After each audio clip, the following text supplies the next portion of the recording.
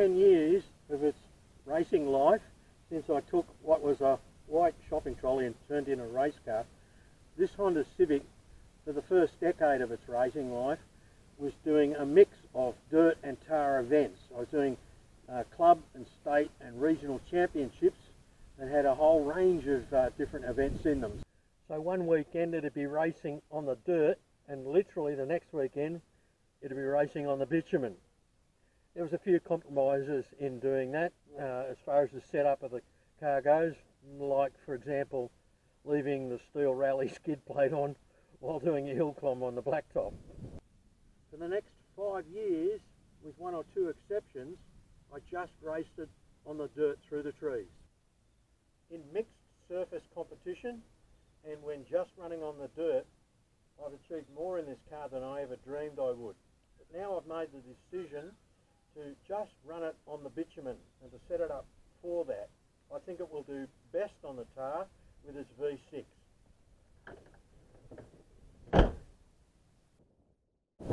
You can see I've dropped the car down as low as I can get it. Although my coilover suspension is height adjustable, I didn't need to do any winding or up or down there, because in setting the car up for both tar and rallying, I put these aluminium spacer plates that I made between the top of the coilovers and underneath the suspension strut towers. So all I had to do was take the two plates out and put them on the top. This is where they'll stay, and I've got a similar setup on the back, so it was just really easy to drop the car down.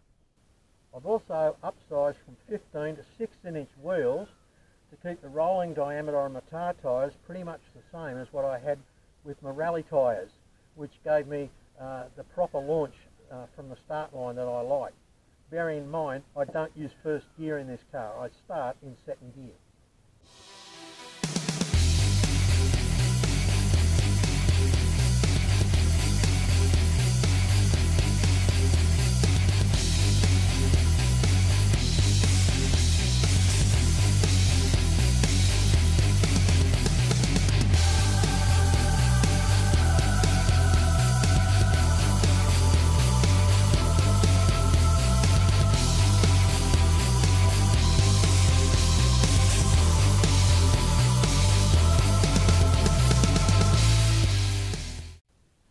Decided to try and win my class in the New South Wales Hillclimb series.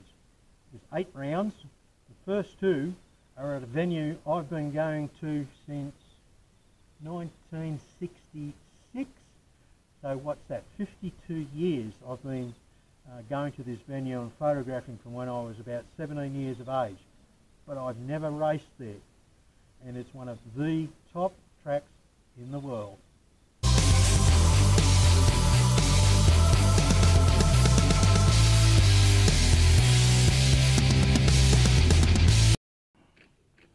So here I am with my son James at the Holy Grail, Bathurst. We've camped up on the top of the mountain at McPhillamy.